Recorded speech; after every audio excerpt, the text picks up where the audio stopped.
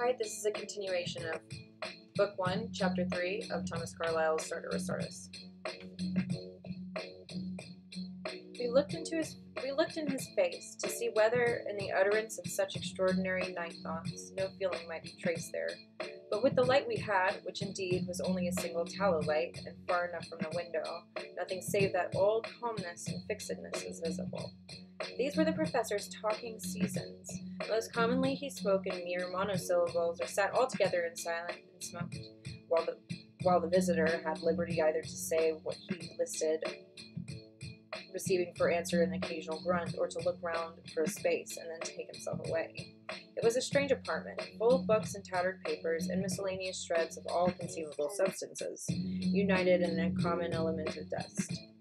Books lay on tables and below tables. Here fluttered a sheet of manuscript, there a torn handkerchief or nightcap hastily thrown aside. Ink bottles alternated with bread crusts, coffee pots, tobacco boxes, periodical literature, and blucher boots.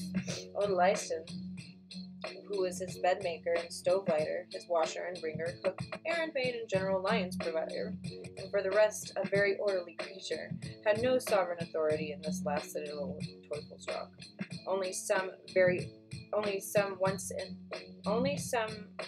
Once in a month she half forcibly made her way thither with a broom and duster, and Teufelsdrockh, hastily saving his manuscripts, effected a partial clearance. A jail delivery of such slumber was not literary. These were her earthquakes, with which Teufelsdrockh dreaded worse than the pestilence. Nevertheless, to such length he had been forced to comply. Glad would he have been to sit here philosophizing forever till the litter, by accumulation, drove him out of doors. But Lyson was his right arm and spoon and necessary of life, and would not be flatly gainsaid. We can still remember the ancient woman, so silent that some thought her dumb. Deaf also you would have often have supposed of her. For Teufelsdrockh, and Teufelsdrockh only, would she serve or give heed to, and with him she seemed to communicate chiefly by signs, if it were not rather by some secret divination that she guessed all his wants and supplied them. Assiduous old dame, she scoured, sorted, and swept in her kitchen with the least possible violence to the ear, yet was tight and right there. Hot and black came the coffee, ever at the due moment, and the speechless Lyson herself looked out on you from under a clean white coif with its lappets, through her clean withered face and wrinkles, with a look of helpful intelligence, almost of benevolence. Few strangers, as above hinted, had admittance hither. The only one we ever saw there, ourselves excepted, was the Hofrath Hoistrick, already known by name and expectation to the readers of these pages. To us, at that period, Herr Hoistrick seemed one of those purse-mouthed, cray-necked, clean-brushed, pacific individuals, perhaps sufficiently distinguished in society by this fact, that in dry weather or in wet, they never appear without their umbrella. Had we not known with what little wisdom the world is governed, and how, in Germany as elsewhere, the 99 public men can for most part but mute trained bearers to the 100th, perhaps but stalking horses and willing or unwilling dupes, it might have seemed wonderful how Herr Hoistrick should be named a wrath or counselor, even advising to. What counsel to any man or to any woman could this particular Hofrath give, in whose loose zigzag figure, in whose thin visage, as it went jerking to and fro, in minute incessant fluctuation, you traced rather confusion, worse confounded, at most timidity and physical cold?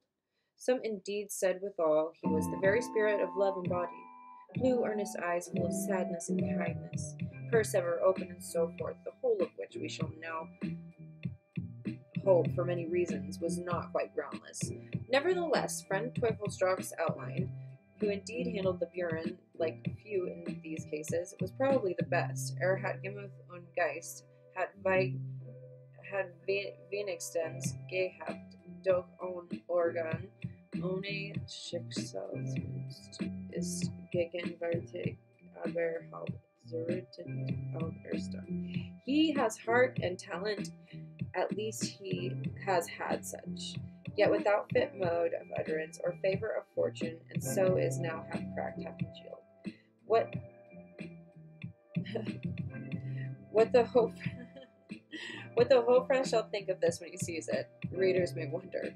We, safe in the stronghold of historical fidelity, are careless.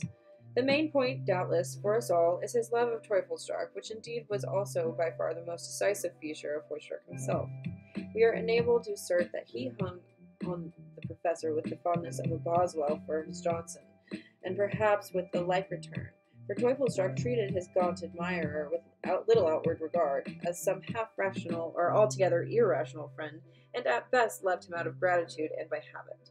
On the other hand, it was curious to observe with what reverent kindness and sort of fatherly protection our Hofrath, being the elder, richer, and as he fondly imagined, far more practically influential of the two, looked and tended on his little sage, whom he seemed to consider a living oracle. Let but Teufelsdrockh open his mouth. Hoystruck's also unpuckered itself into a free doorway, besides his being all eye and ear, so that nothing might be lost, and then, at every pause in the harangue, he gurgled out his pursy chuckle of a cough laugh, for the machinery of laughter took some time to get in motion and seemed to crank and slack, or else his twanging nasal "Bravo! Das Glaubig!" in either case, by way of heartiest approval. In short, if Teufelsdrockh was Dalai Lama, of which, except perhaps in his self-seclusion and godlike indifference, there was no symptom, then might Hoystruck pass for his chief Telephon, to whom no dough pill he could knead and publish was other than medicinal and sacred. In such environments, social, domestic, physical, did Teufelsdrockh at the time of our acquaintance, and most likely does he still, live and meditate. Here, perched up in his high Vangus watchtower, and often in solitude, out watching the bear, it was that the indomitable inquirer fought all his battles with the dullness and darkness. Here, in all probability, that he wrote the surprising volume on clothes. Additional particulars of his age, which was of that standing middle sort you could only guess at, of his wide surtout, the color of his trousers, fashion of his broad-brimmed steeple hat, and so forth, we might report but do not. The wisest truly is, in these times, the greatest, so that an enlightened curiosity, leaving kings and such like to rest very much on their own basis, turns more and more to the philosophic class. Nevertheless, what reader expects that, with all our writing and reporting, Teufelsdrockh can be brought home to him, till once the document arrive. His life, fortune, and bodily presence are as yet hidden from us, or matter only of faint conjecture. But, on the other hand, does not his soul lie enclosed in this remarkable volume, much more truly than Pedro Garcia's did in the buried bag of doubloons, to the soul of Diogenes Teufelsdrockh, to his opinions, namely, of the origin and influence of clothes? We, for the present, gladly return.